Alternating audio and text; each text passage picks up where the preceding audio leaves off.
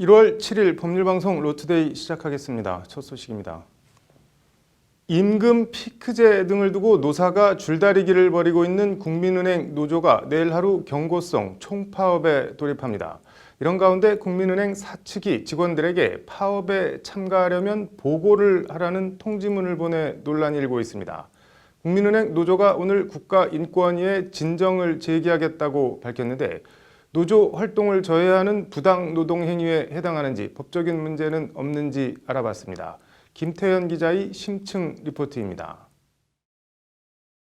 국민은행 인력지원부에서 지난 3일 직원들에게 보낸 통지문입니다. 제목은 총파업 관련 복무 유의사항 통지라고 돼 있습니다. 유의사항엔 총파업 당일 파업 참가 직원의 근태는 파업 참가로 등록하라고 돼 있습니다. 바로 아래엔 굵은 글씨로 파업 참가 직원에 대한 무노동, 무임금 원칙 적용 목적이라고 돼 있습니다. 이전에는 없던 파업 참가라는 항목이 인사 시스템에 신설된 겁니다. 국민은행 측은 파업 참여 인력을 파악해 적절한 영업 대책을 세우려는 조치일 뿐이라는 입장입니다. 사업할 수 있는 권리가 있다면 은행에는 지속적인 영업과 고객 보호를 위한 정당한 권리가 있습니다. 적법하고 정당한 인사권에 따라 수행하는 근태 파악 노력에 노조는 그러나 기존 인사 시스템 결근 항목으로 파악이 가능한데 굳이 파업 참가 항목을 새로 만든 건 파업 참가 직원들에 대한 협박이라며 강하게 반발하고 있습니다. 네, 아무래도 이게 좋은 글씨 낙인을 찍고 인사상 불이익을 암시하는 전반대적인 인권 침해이라고 생각하고요. 일단 노동조합법은 정당한 노조 업무 행위를 이유로 근로자를 해고하거나 그 근로자에게 불이익을 주는 행위를 부당 노동행위라고 규정하고 있습니다. 법조계에선 일단 파업 참가 보고 자체가 불이익은 아닌 만큼 부당 노동행위가 성립하기 어렵다는 해석이 우세합니다. 다만 그 보고 행위 그 자체만으로는 노조법에서 규율하고 있는 부당 노동 행위에 해당한다고 보기 어려울 수는 있습니다. 반면 직접 불이익은 아니더라도 노조 활동을 위축하거나 저해할 수 있는 만큼 부당 노동행위에 해당할 수 있다는 반론도 있습니다. 그 정보를 수집하는 것만으로도 근로자 입장에서는 상당히 그 쟁의행위에 참가하는 것이 위축될 수 있기 때문에 국민은행 노조는 파업 참가 보고는 인사상 불이익을 암시하는 인권 침해 행위라며 인권위에 진정을 내겠다고 밝혔습니다. 진정이 제기되면 인권위가 어떤 판단을 내릴지 주목됩니다. 법률방송 김태현입니다. 네, 전두환 씨가 오늘 광주지법에서 열릴 자신의 사자 명예훼손 혐의 재판에 또 출석하지 않으면서 재판이 파행됐습니다. 남승환 변호사의 시사법률입니다. 남 변호사님, 오늘 재판 어떤 재판인지 먼저 간략하게 설명을 좀 해주시죠. 네, 전두환 씨가 지난 2017년에 회고록을 냈는데 네. 그 회고록에서 그 5.18 헬기 사격에 대해서 증언했던 돌아가신 조비오 신부님을 네. 사탄이다, 네. 파렴치한 거짓말쟁이다 이렇게 비난했습니다. 네. 그래서 유족으로부터 사자의 명예훼손으로 고소당하고 네. 재판에 넘겨졌습니다.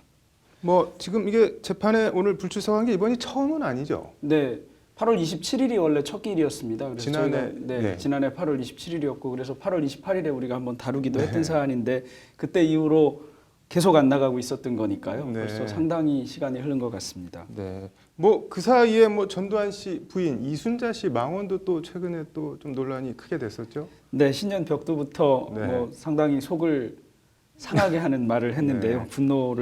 분노를 일으키는 말을 했는데 네. 뭐 광주는 치해복권이다 이런 말도 했고 또 네. 뭐 전두환이 민주주의의 아버지다, 단임제를 했으니까 민주주의의 아버지다 이런 말도 해서 네. 뭐 여론으로부터 질타를 받기도 했습니다. 네, 뭐 부창 부수라는 단어가 생각나는데, 근데 그 전에 보면은 이제 전두환 씨가 알츠하이머나 독감 뭐 이런 거를 사유로 지금 재판에 불출석하고 있는데 이런 게 불출석 사유가 되기는 되는 건가요, 그런데? 뭐 일정한 형량 이하의 네. 범죄의 경우에는 뭐 몸이 많이 아프다거나 이럴 경우에 재판부가 허가해서 네. 불출석할 수 있는데 그런 경우에도 첫 기일, 인정신문 네. 기일, 그다음에 선고기일에는 나와야 됩니다. 근데 네. 전두환 씨의 경우에는 첫 기일부터 지금 계속 이렇게 안 나오고 있는 것이고요. 네. 뭐 지난번엔 알츠하이머, 이번엔 뭐 독감 이런 식으로 계속해서 안 나오고 있고 또 뭐 재판도 이송해달라고도 했다가 기각되기도 하고 이런 상태여서 사실상 재판을 거부하고 있는 것이고요. 8월 27일, 28일에도 제가 말씀드렸다시피 저는 구인해야 된다고 보는데 뭐 이제 드디어 재판부가 구인할 뜻을 비추고 있는 것으로 보입니다. 재판부가 오늘 뭐 어떤 입장을 밝힌 게 있는 모양이죠? 네, 재판부는 뭐 계속 재판에 불출석하니까 3월 11일로 다음 공판을 잡으면서 구인영장을 발부해서 재판을 진행하도록 하겠다 이렇게 밝혔습니다. 구인영장을 발부해서 재판을 진행하겠다. 이게 뭐 어떻게 하겠다는 건가요? 이제 피고인이 불출석하는 경우에 재판부가 데려다 놔야 되지 않겠습니까? 그럴 경우에 구인하는데요. 이 구인할 때 구체적으로는 구속영장을 발부합니다. 구속영장을 하면 이제 검사가 지휘해서 사법경찰관리가 영장을 집행하는데요. 일반적인 구속영장 집행과 거의 동일하다고 보시면 됩니다. 그러니까 뭐 검사가 직접 갈 수도 있겠고 사법경찰관리가 주소지에 가서 인치해서 데리고 오는 절차를 밟게 됩니다. 어쨌든 강제로 다음 재판에는 데려오겠다는 거네요. 네, 그런 뜻으로 보입니다. 뭐 다음 공판에 전두환 씨가 자기 스스로 나올지 아니면 구인을 당해서 뭐 끌려 나오는 모습을 보게 될지 지켜봐야겠네요. 오늘 잘 들었습니다. 다음 소식입니다. 정부가 최근 불타는 BMW 조사 결과를 발표하며 과징금 112억 원을 부과하기로 했습니다. 관련해서 불법 행위에 대한 제조사의 책임을 강화한 개정 제조물 책임법이 오는 4월 19일부터 시행됩니다. 개정 제조물 책임법이 시행되면 제조사의 불법 행위들이 좀 줄어들까요? 어떨까요? 김정래 기자가 취재했습니다. 지난해 12월 국토부와 민간합동조사반은 BMW가 설계 결함으로 인한 화재 발생 가능성을 알고도 사건을 은폐, 축소해왔다는 조사 결과를 발표했습니다. 이에 국토부는 BMW를 검찰에 고발하고 112억 7천만 원의 과징금을 부과했습니다.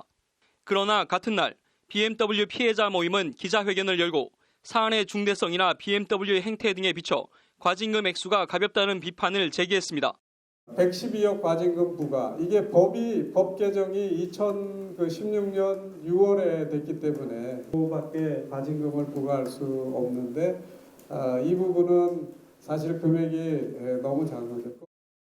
이와 관련해 제조사의 불법 행위에 대한 손해배상 책임을 강화한 제조물 책임법 개정안이 오는 4월 19일부터 시행됩니다. 일단 손해액의 최대 3배까지 손해배상금을 부과할 수 있도록 하고 있지만 제조사의 불법 행위를 차단할 수 있을 만큼 실효적이지는 못하다는 지적이 많습니다. 우선 손해배상 범위를 생명, 신체에 중대한 손해를 끼친 경우에만 한정해 책임 인정 범위가 지나치게 좁습니다. 생명이나 신체가 아닌 재산상의 피해는 아예 손해배상 대상 범위에서 빠진 겁니다.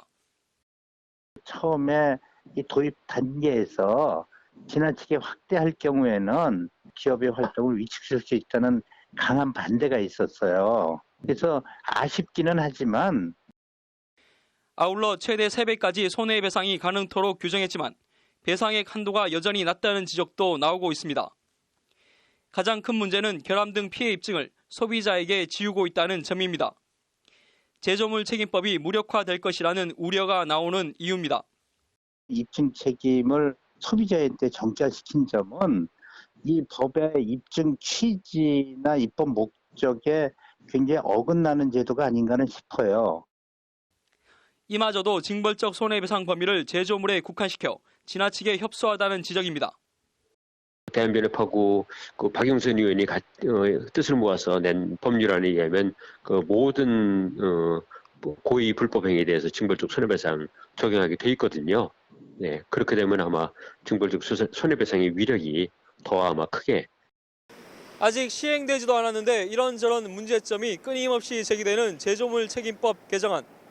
재산상 손실배상 포함과 입증 책임 전환 등 법제도 보완이 필요해 보입니다. 법률방송 김정래입니다.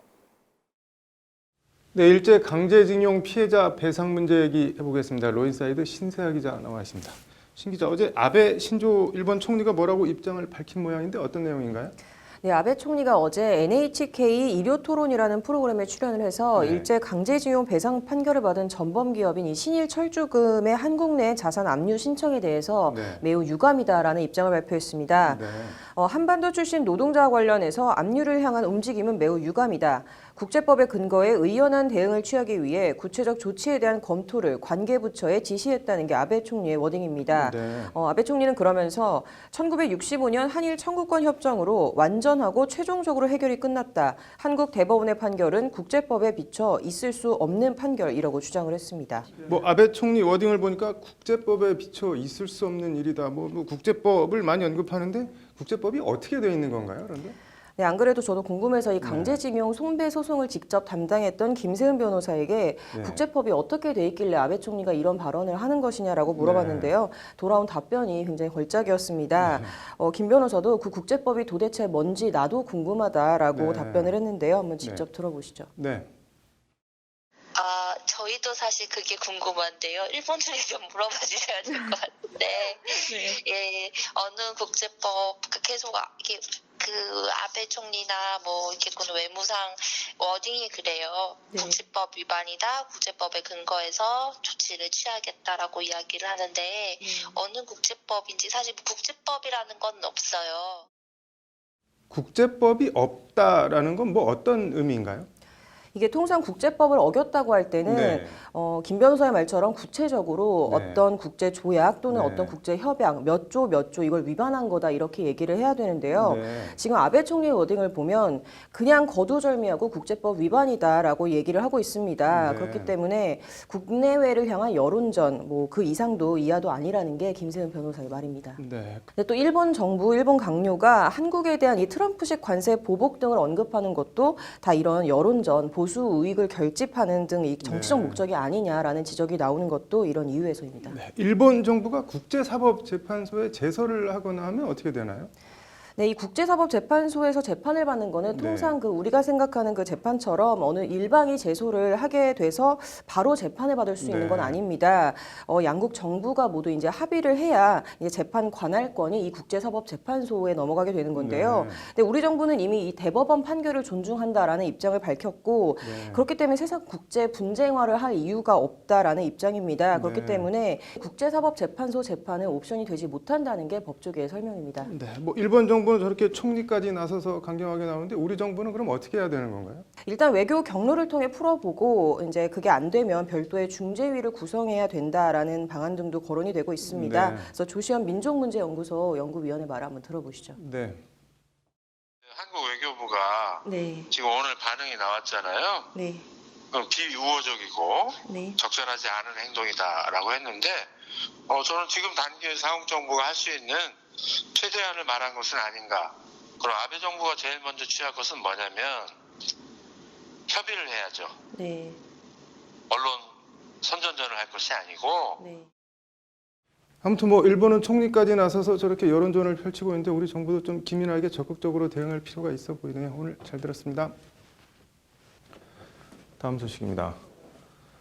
동네 조폭이 자신의 부인을 성폭행했는데 1심에서 강간 무죄가 선고되자 30대 부부가 세상을 한탄하며 스스로 목숨을 끊은 논산 성폭행 30대 부부 사건 파기환송심 선고가 오늘 나왔습니다. 판결로 보는 세상입니다. 대전고법 형사 8부는 강간 등 혐의로 기소된 39살 박모 씨에 대한 파기환송심 선고 공판에서 원심과 달리 강간 혐의를 유죄로 보고 징역 4년 6월을 선고했습니다. 피고인은 수사기관에서는 성관계에 대해 부인하다가 뒤늦게 인정하는 등 진술을 번복하고 경험상 납득하기 어려운 진술을 하고 있다. 피고인은 30년 지기 친구가 출국한 틈을 이용해 그 아내를 성폭행하고도 범행을 부인하며 반성하는 노력이 없어 엄히 처벌하지 않을 수 없다는 것이 재판부 판단입니다. 박 씨는 지난 2017년 4월 충남 계룡시의 한 모텔에서 자신의 말을 듣지 않으면 남편과 아이들에게 위해를 가할 것처럼 협박해 A 씨를 성폭행한 혐의로 기소됐습니다. 1심 법원은 그러나 성폭행 증거가 없다며 무죄를 선고했고 A 씨 부부는 죽어서도 끝까지 복수하겠다는 유서를 남기고 함께 목숨을 끊었습니다. 하지만 2심도 범죄의 증명이 없다며 박 씨의 강간 혐의에 대해 무죄를 선고했습니다. 그러나 대법원은 A씨 증언의 신빙성이 인정된다며 재판을 다시 하라고 대전고법으로 돌려보냈고 대전고법은 대법원 파기환송 취지에 따라 오늘 강간죄 유죄 판결을 선고했습니다. 피해자 진술의 신빙성을 의심하며 증명력을 배척한 원심 판단은 자유심증주의 오해 등 잘못이 있다고 보인다는 것이 파기환송심 재판부 판시입니다. 자유심증주의, 법관은 헌법과 양심, 증거에 따라 자유의지로 판결한다는 의미입니다. 지금과 그때가 뭐가 달라서 이렇게 180도 다른 판결이 나왔는지 참 여러 생각이 들고 착잡합니다. 얼마나 억울하고 분했으면 마지막까지 눈에 밟혔을 자녀들을 남겨두고 죽음으로 항변해야 했는지 그 억울함의 크기와 무게를 가늠하기 어렵습니다. 진실과 정의의 최후의 보루, 법정에서 억울한 사람이 나오지 않았으면 하는 바람입니다. 판결로 보는 세상이었습니다. 이어서 법조계 소식 전해드리겠습니다. 사법행정권 남용 의혹을 수사 중인 검찰이 옛 통합진보당 국회의원 지위 확인 소송에 법원 행정처가 개입한 의혹과 관련해 현직 대법관으로 처음으로 해당 사건 주심을 맡았던 이동원 대법관을 조사했습니다. 국가인권위원회가 권한이념을 이유로 성소수자 관련 학내 강연회 등을 불허한 대학에 표현의 자유와 집회의 자유를 침해할 수 있다며 해당 처분을 취소하라고 권고했습니다. 교통범칙금이나 과태료 체납자에게 국제운전면허증을 발급하지 않자 지난 3개월간 1만 명에 가까운 체납자들이 체납액을 바로 납부했다고 경찰청이 오늘 밝혔습니다. 대검찰청이 오늘 노숙 생활을 하던 피의자의 사회 복귀를 도운 정효민 서울 동부지검검사 등 검사와 수사관 5명을 2018 따뜻한 검찰인으로 선정하고 시상했습니다.